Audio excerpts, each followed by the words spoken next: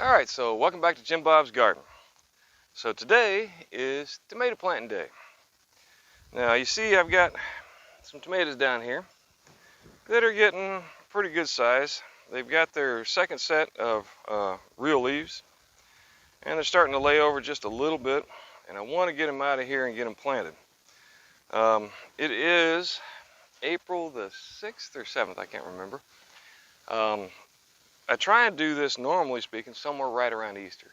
By then I know I'm not getting to freeze. This year though, it's been pretty hot.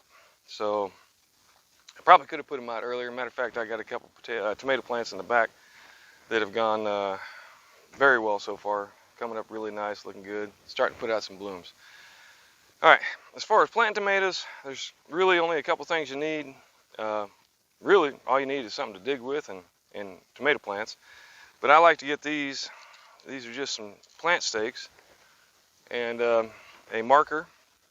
That way I can write down what type of tomato is what, so I can keep track of which ones seem to do the best. Got my tomato plants. Now these I planted back in, I want to say end of February.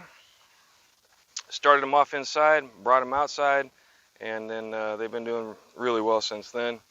And then I have some partially completed compost over here in my wheelbarrow, and I'm going to put some of that in the dirt with the tomato plants to hopefully enrich the soil just a bit.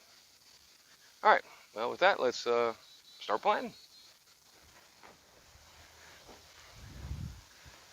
All right, so you can see I already have my tomato cages laid out. Somebody told me once that you got to have a plan. And if you aim at nothing, you'll hit it every time. So I have a plan here, and the big thing about my plan is I did not plant tomatoes here last year. So this is where I plan to plant them this year, in hopes that any kind of nematodes in the dirt or any kind of pests that like to eat tomatoes won't be here. I've also got a variety of different things back here that'll help hopefully camouflage them to a certain extent. But I've gone throughout my garden and placed tomato cages everywhere where I want to plant a tomato. And then, so that when it comes time to actually do the planting, I've already got it planned out. All right. So now what you do is you take your tomato. Well, hang on. Before we do that, let's prep the dirt up a little bit. All right.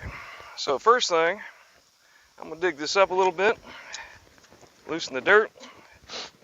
Now I know a lot of people will tell you, my secret to tomatoes is I put this dirt and that dirt, this fertilizer and that fertilizer. Spend about 20 bucks worth of chemicals to get my tomatoes growing like I want them to. And you know, hey, I'm not going to tell you that that's wrong, but I'm a cheap old bum, and I do not intend to spend a huge amount of money on tomatoes, because if that's the case, then shoot, I might as well have gone and bought tomatoes. Grab me a handful of compost. Now, unfortunately, I do not have a lot of finished compost, so this is partially finished. Should do the trick. Now I have composted this previously in this garden and put it all up in here, but you want to mix it around with the dirt that's there. And then any chunks, you can just kind of take them out, set them to the side, or leave them there, it doesn't really matter. Anything that's alive, though, you don't want it growing. All right, and then what I do to get the tomato plants out, simply squeeze on the sides all the way around, and tip it over and push on the bottom while squeezing, and you should get a nice little package like so. Now, what you can do, you can see that the roots did not go all the way to the bottom on this. So I could have probably let these grow a little bit longer before I planted them, but I did not. So they're going to go in the ground today. And then the other thing about tomato plants, I like to plant them down to that first set of baby leaves, or really close to anyway. That gives the plant a nice solid stalk to grow around, and all the little fuzzies there that are coming off the bottom of the tomato plant should develop into roots. We do get a bit of wind. It's not a real windy area here, but it also helps to support them with the wind. Then place your tomato cage around it, and voila, you've got tomatoes. The only thing, of course, is you want to make sure that you do two things. One, water it in real good, particularly right after you planted it. And two, you want to make sure that you put some kind of a mulch down to hold the moisture in, particularly here in Northeast Florida, because we get so much sun that it really tends to dry them out real bad.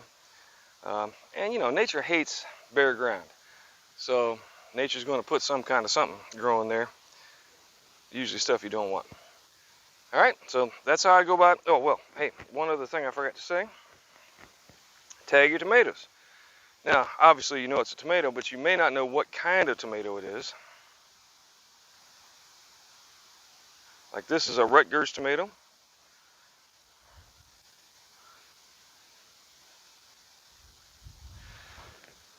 Now, writing tomato on there probably was redundant because I know it's a tomato. But that way I know what kind of tomato I got, and then I can kind of track which tomatoes seem to do the best. All right, so I'm going to go about planting the rest of them, and we'll get back to you at some point with an update showing you kind of how things worked out and how much tomatoes we got and how well they did. Oh, another thing, you don't want them too close together. About 1.5 feet apart seems to be the key for me. Keeps them close enough together to kind of help support each other, but far enough apart they can still get sun. All right. So once again, thanks for stopping by. Like, subscribe, let me know what you think, and if you've got a different way of doing it, let me know. But this is how I'm going to go about it this year, and we'll see what the results are. Thanks once again.